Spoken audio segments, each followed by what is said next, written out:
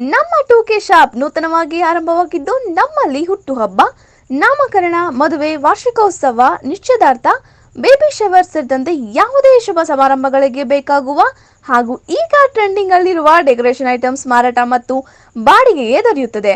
ಜೊತೆಗೆ ನಾವು stage decoration, balloon decoration, bubble arts, cold fire gun, cake stand decoration ಮಾಡಿಕೊಡುತ್ತೇವೆ. ಒಮ್ಮೆ ಭೇಟಿ ನೀಡಿ. ಟೂಕೆ ಶಾಪ್, ಸಂತಗೇಟ್, ವಾಟರ್ ವರ್ಕ್ಸ್ ರೋಡ್, ಬೇತ್ಮಂಗ್ಲ. ಹೆಚ್ಚಿನ ಮಾಹಿತಿಗಾಗಿ ಸಂಪರ್ಕಿಸಿ.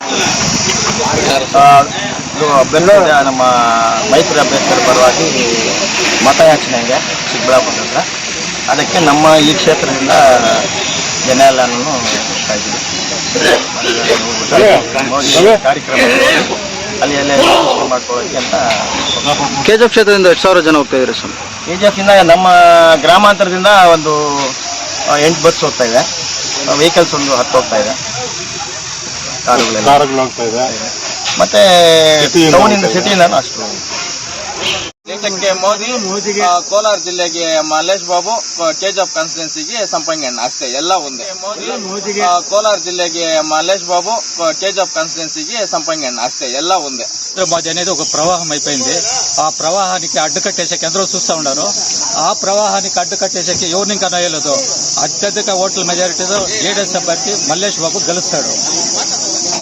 ఏమేమి తొందర లేదు, అయితే కూడా ఫుల్ మెజార్టీలో వస్తాడు. ఏమైనా మా నరేంద్ర మోదీ, మిగిలిన వీళ్ళకి నరేంద్ర మోదీ వస్తాడు. ನರೇಂದ್ರ ಮೋದಿ ಕೆ, ಅಮಿತ್ ಶಾ ಕೆ, ಯಡಿಯೂರಪ್ಪ ಕೆ, ವಿಜೇಂದ್ರ ಕೆ. ಎನ್ಡಿಎ ಬೆಂಬಲ ಆಯ್ತಲ್ಲ? ಅಲ್ಲ, ಎನ್ಡಿಎ ಬೆಂಬಲ ಇದೆ.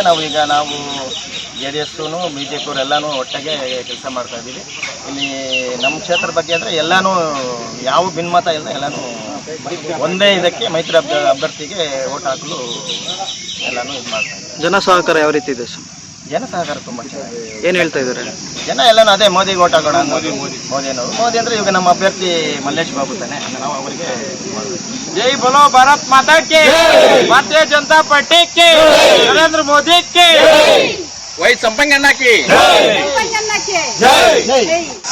ಇದೇ ಬಿಜೆಪಿ ಕಾರ್ಯಕರ್ತರಲ್ಲ, JDS ಕಾರ್ಯಕರ್ತರು ಬಿಜೆಪಿ ಒಟ್ಟಾಗಿ ಸೇರೋದು ಬಹಳ ಖುಷಿ ತಂದಿದೆ.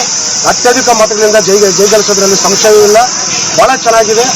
ಗ್ರಾಮಾಂತರದಲ್ಲಂತೂ ಹೇಳೋಂಗಿಲ್ಲ, ಆ ರೀತಿ ವಾಲಂಟ್ರಿ ಆಗಿ JDS ಮಲ್ಲೇಶ್ ಬಾಬುಗೆ ಓಟ್ ಕೊಡಬೇಕು, ಮೋದಿ ನೋಡಿ ಓಟ್ ಕೊಡಬೇಕು ಅನ್ನೋ ರೀತಿಯಲ್ಲಿ ಜನ ಬಹಳ ಉತ್ಸಾಹರಾಗಿದ್ದಾರೆ.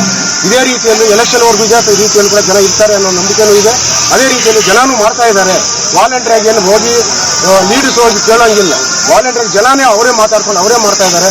ಈ ಸಲ ಮೋದಿನೇ ಬರಬೇಕು, ಮಲ್ಲೇಶ್ ಬಾಬುನೇ ಗೆಲ್ಲಬೇಕು ಅನ್ನೋ ರೀತಿಯಲ್ಲಿ ಎಲ್ಲರೂ ರೀತಿಯಲ್ಲಿ ಕೆಲಸ ಮಾಡ್ತಾ ಇದ್ದಾರೆ. ಎಲ್ಲರೂ ಲೀಡರ್ ಕೆಲಸ ಮಾಡದಿದ್ರು ಜನ ಕೆಲಸ ಮಾಡ್ತಾ ಇದ್ದಾರೆ. ಆ ರೀತಿ ಒಲವಿದೆ ಈಗ. ಅದೇ ರೀತಿಯಲ್ಲಿ ಉತ್ಸಾಹದಲ್ಲಿ ಲೀಡರ್ಸು ಇದ್ದಾರೆ. ಬಹಳ ಚೆನ್ನಾಗಿದೆ ಈ ಕ್ಷೇತ್ರದಲ್ಲಿ. ಅತ್ಯಧಿಕ ಮತ ಅಂದ್ರೆ ಒಂದು 2 ಲಕ್ಷ ಮೇಲೆ ಬರಬೇಕಿಲ್ಲ ಅನ್ನೋ ರೀತಿಯಲ್ಲಿ ಮಲ್ಲೇಶ್ ಬಾಬುಗೆ ಇದೆ. ಎಲ್ಲ ಪಕ್ಷದಲ್ಲಿ ಇರ್ತದೆ ಸರಿ, ಸಾಮಾನ್ಯವಾಗಿ. ನಮ್ಮ ಪಕ್ಷದಲ್ಲಿ ಅಂತ ದೊಡ್ಡದೇನೂ ಇಲ್ಲ, ಸಾಮಾನ್ಯವಾಗಿ ಇರ್ತದೆ ಎಲ್ಲ ಕಡೆನೂ. ನನ್ನೋರು ಇನ್ನೊಬ್ರಿಗೆ ಆಗಲ್ಲ, ಇನ್ನೊಬ್ರು ಇನ್ನೊಬ್ಬರಾಗಲ್ಲ, ಒಟ್ಟಾಗಿ ಕೆಲಸ ಮಾಡ್ತಾ ಇದ್ರು ಎಲ್ಲರೂ. ಅದರಲ್ಲಿ ಏನು ಗುಂಪುಗಾರಿಕೆ ಏನಿಲ್ಲ. ಎಲ್ಲ ಚುನಾವಣೆಯಲ್ಲಿ ಅತ್ಯಧಿಕ ಮತಗಳಿಂದ ಮಲ್ಲೇಶ್ ಬಾಬು ಅವರು ಜಯಗಳಿಸೋದು ಖಚಿತ. ಎನ್ಡಿಎ ಅಭ್ಯರ್ಥಿ ಮಲ್ಲೇಶ್ ಬಾಬು ಅವರು ಜಯಗಳಿಸೋದು ಖಚಿತ.